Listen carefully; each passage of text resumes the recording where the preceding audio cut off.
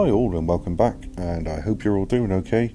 Yes, I'm back with another video because as I was editing the last one, I come across some more sort of interesting stuff which made me have to re-edit it again and add some few bits and take a few more out. So it's all very interesting stuff.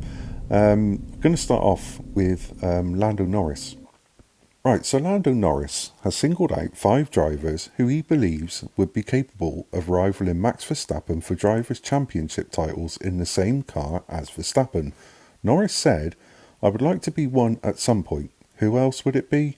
It would be nice if it was Lewis Hamilton. It would be amazing to see him, or Fernando Alonso, or Carlos Sainz, or Charles Leclerc, or George Russell. They are all great drivers who would make it tougher for him." That's your friendship with Max out the window, Nando. But I don't know if that's what prompted this response from Christian Horner, or it started tongues wagging in the paddock again. I don't know. But Christian Horner had his say. He's spoken on the possibility of Red Bull bringing in Lewis Hamilton to partner Max Verstappen in the future. Referring to the numerous on-track clashes between the pair throughout their respective careers, Horner told F1 Podcast, "That's never going to work because you kill your own car. You need to have a dynamic where the drivers drive for the team, not just for themselves. Otherwise, it can become very divisive." So I think that may have been something to do with what Lando said, but it may not. But where that rumour's come from again, I don't know, but I thought I'd cover it because it was quite interesting. I want to move on to Timo Glock. Yeah, it's a name we've not heard for a while, but he has warned drivers that they must be wary of the conditions in Las Vegas. Several other drivers have spoken out about how the cold temperatures could impact how the race pans out. And Glock is in agreement that the weather will have a major role to play in this weekend's race. He told WSM Casino, "Las Vegas will be very interesting. I'm intrigued by the track layout and it will be fascinating to see what the conditions are. The temperatures and climate of Vegas can vary so much, and you can have years where it's 5 degrees Celsius outside and others where it's almost 20 degrees Celsius in the winter."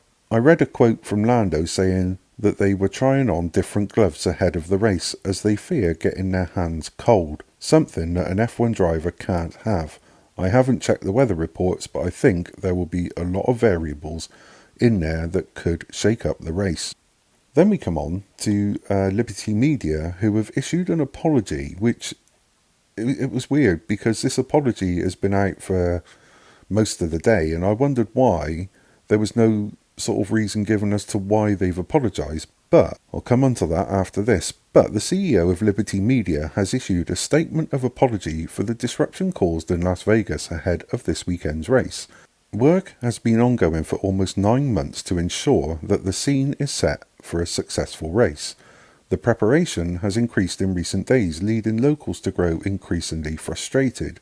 Speaking about this disruption, he said, "I want to apologise to all the Las Vegas residents, and we appreciate that they have had their forbearance and their willingness to tolerate us.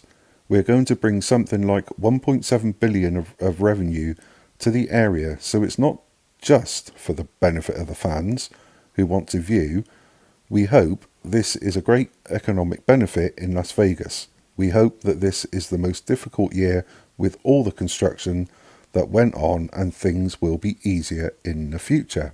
And then, about an hour ago, I come across this. It's got to have something to do with that apology, and I don't know why it's only come out now. But many local residents are not happy about this weekend's Las Vegas Grand Prix, which they say has had a negative impact on their lives since preparations began. One resident told Japalink, "Life as I knew it ended when that construction started." Another said, "The frustration, inconvenience and blatant disdain for residents living in Las Vegas is evident by the lack of information and coordination with everyone except the promoters of this exhibition." And a third, anonymous resident, said, "If the casinos don't see a massive reoccurring profit that offsets the pain from construction and teardown, then this race will be dead. No one gives a crap about the sport." Wow, this is incredible stuff, isn't it? It really is. It, yeah, it's like they've put this race on because they're going to get 1.7 billion for their economy in Las Vegas, when they clearly say it's nothing. It's not really about the fans. It seems to come across as more of they're interested in the money from it. And then you've got residents saying nobody gives a crap about the sport. What is going on? It's just mind-boggling why they do this. And it comes across like they've just plucked this idea out of thin air. They hadn't thought about it. We know that because we've discussed that here. And this is what days before the race, this is what happens. But honestly, I'm finding this really, really shocking. I should have guessed it was going to happen, really. I think we all should have guessed it was going to happen. But anyway, sorry for this slightly lengthy video. But like I said, I wanted to add these few things in because they were quite late that I came across them.